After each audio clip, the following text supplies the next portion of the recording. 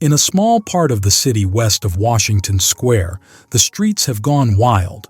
They turn in different directions. They are broken into small pieces called places. One street goes across itself 1 or 2 times. A painter once discovered something possible and valuable about this street. Suppose a painter had some painting materials for which he had not paid. Suppose he had no money. Suppose a man came to get the money. The man might walk down that street and suddenly meet himself coming back without having received a cent. This part of the city is called Greenwich Village, and to old Greenwich Village the painters soon came. Here they found rooms they like with good light and at a low cost. Sue and Johnsy lived at the top of a building with 3 floors. One of these young women came from Maine, the other from California. They had met at a restaurant on 8th Street. There they discovered that they liked the same kind of art, the same kind of food, and the same kind of clothes. So they decided to live and work together. That was in the spring. Toward winter, a cold stranger entered Greenwich Village. No one could see him. He walked around touching one person here and another there with his icy fingers. He was a bad sickness. Doctors called him pneumonia. On the east side of the city he hurried, touching many people, but in the narrow streets of Greenwich Village he did not move so quickly. Mr. Pneumonia was not a nice old gentleman. A nice old gentleman would not hurt a weak little woman from California. But Mr. Pneumonia touched Johnsy with his cold fingers. She lay on her bed almost without moving, and she looked through the window at the wall of the house next to hers. One morning, the busy doctor spoke to Sue alone in the hall where Johnsy could not hear. "She has a very small chance," he said. "She has a chance if she wants to live. If people don't want to live, I can't do much for them. Your little lady has decided that she is not going to get well. Is there something that is troubling her?" "She always wanted to go to Italy and paint a picture of the Bay of Naples," said Sue. "Paint, not paint. Is there anything worth being troubled about? A man?" "A man," said Sue. "Is a man worth—" "No, doctor, there is not a man." "It is weakness," said the doctor. "I will do all I know how to do. But when a sick person begins to feel that he's going to die, half my work is useless. Talk to her about new winter clothes. If she were interested in the future, her chances would be better." After the doctor had gone, Sue went into the workroom to cry. Then she walked into Johnsy's room. She carried some of her painting materials and she was singing. Johnsy lay there, very thin and very quiet. Her face was turned toward the window. Sue stopped singing, thinking that Johnsy was asleep. Sue began to work. As she worked, she heard a low sound, again and again. She went quickly to the bedside. Johnsy's eyes were open wide. She was looking out the window and counting back.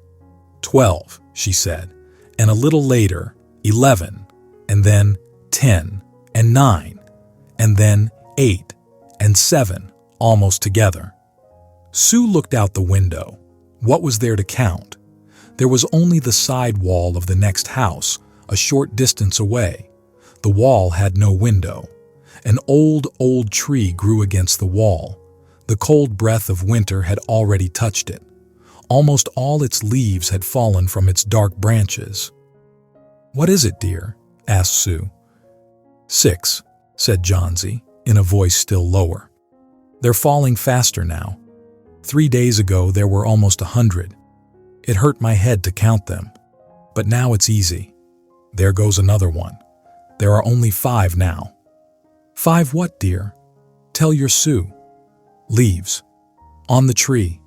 When the last one falls, I must go too. I've known that for 3 days. Didn't the doctor tell you?"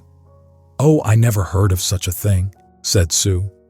"It doesn't have any sense in it. What does an old tree have to do with you, or with your getting well? And you used to love that tree so much. Don't be a little fool. The doctor told me your chances for getting well. He told me this morning. He said you had very good chances. Try to eat a little now, and then I'll go back to work. And then I can sell my picture, and then I can buy something more for you to eat to make you strong." "You don't have to buy anything for me," said Johnsy. She still looked out the window. "There goes another. No, I don't want anything to eat. Now there are 4. I want to see the last one fall before night. Then I'll go too." "Johnsy dear," said Sue, "will you promise me to close your eyes and keep them closed? Will you promise not to look out the window until I finish working? I must have this picture ready tomorrow. I need the light. I can't cover the window." "Couldn't you work in the other room?" asked Johnsy coldly. "I'd rather be here by you," said Sue. "And I don't want you to look at those leaves." "Tell me as soon as you have finished," said Johnsy. She closed her eyes and lay white and still. "Because I want to see the last leaf fall. I have done enough waiting. I have done enough thinking. I want to go sailing down, down, like one of those leaves." "Try to sleep," said Sue. "I must call Behrman to come up here. I want to paint a man in this picture, and I'll make him look like Behrman. I won't be gone a minute. Don't try to move till I come back." Old Behrman was a painter who lived on the first floor of their house. He was past 60. He had had no success as a painter. For 40 years he had painted, without ever painting a good picture. He had always talked of painting a great picture, a masterpiece, but he had never yet started it. He got a little money by letting others paint pictures of him. He drank too much. He still talked of his great masterpiece, and he believed that it was his special duty to do everything possible to help Sue and Johnsy. Sue found him in his dark room, and she knew that he had been drinking. She could smell it. She told him about Johnsy and the leaves on the vine. She said that she was afraid that Johnsy would indeed sail down, down like the leaf. Her hold on the world was growing weaker. Old Behrman shouted his anger over such an idea. "What?" he cried. "Are there such fools? Do people die because leaves drop off a tree? I have not heard of such a thing. No, I will not come up and sit while you make a picture of me. Why do you allow her to think such a thing? That poor little Johnsy." "She is very sick and weak," said Sue.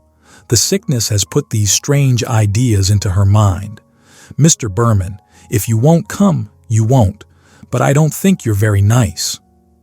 "This is like a woman," shouted Behrman. "Who said I will not come? Go, I come with you.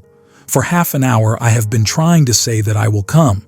God, this is not any place for someone so good as Johnsy to lie sick. Some day I shall paint my masterpiece, and we shall all go away from here. God, yes." Johnsy was sleeping when they went up. Sue covered the window and took Behrman into the other room.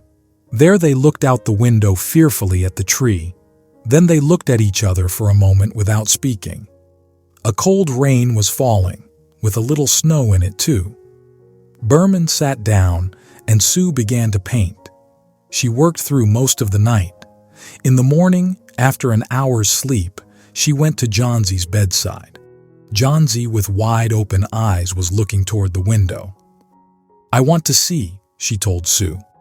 Sue took the cover from the window, but after the beating rain and the wild wind that had not stopped through the whole night, there still was one leaf to be seen against the wall.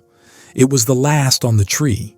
It was still dark green near the branch, but at the edges it was turning yellow with age. There it was, hanging from a branch nearly 20 feet above the ground. "It is the last one," said Johnsy. "I thought it would surely fall during the night. I heard the wind. It will fall today, and I shall die at the same time." "Dear, dear Johnsy," said Sue, "think of me if you won't think of yourself. What would I do?" But Johnsy did not answer. The most lonely thing in the world is a soul when it is preparing to go on its far journey. The ties that held her to friendship and to earth were breaking one by one. The day slowly passed. As it grew dark, they could still see the leaf hanging from its branch against the wall. And then, as the night came, the north wind began again to blow. The rain still beat against the windows. When it was light enough the next morning, Johnsy again commanded that she be allowed to see. The leaf was still there. Johnsy lay for a long time looking at it, and then she called to Sue, who was cooking something for her to eat. "I've been a bad girl, Sue," said Johnsy. "Something has made that last leaf stay there to show me how bad I was. It is wrong to want to die. I'll try to eat now, but first bring me a looking glass so that I can see myself, and then I'll sit up and watch you cook." An hour later she said, "Sue, someday I hope to paint the Bay of Naples." The doctor came in the afternoon. Sue followed him into the hall outside Johnsy's room to talk to him. "The chances are good," said the doctor. He took Sue's thin, shaking hand in his. "Give her good care, and she'll get well. And now I must see another sick person in this house. His name is Behrman, a painter, I believe. Pneumonia, too. Mike is an old, weak man, and he is very ill. There is no hope for him. But we take him to the hospital today. We'll make it as easy for him as we can." The next day, the doctor said to Sue, "She's safe. You have done it. Food and care now, that's all." And that afternoon, Sue came to the bed where Johnsy lay. She put one arm around her. "I have something to tell you," she said. "Mr. Behrman died of pneumonia today in the hospital. He was ill only 2 days. Someone found him on the morning of the first day in his room. He was helpless with pain. His shoes and his clothes were wet and as cold as ice. Everyone wondered where he had been. The night had been so cold and wild.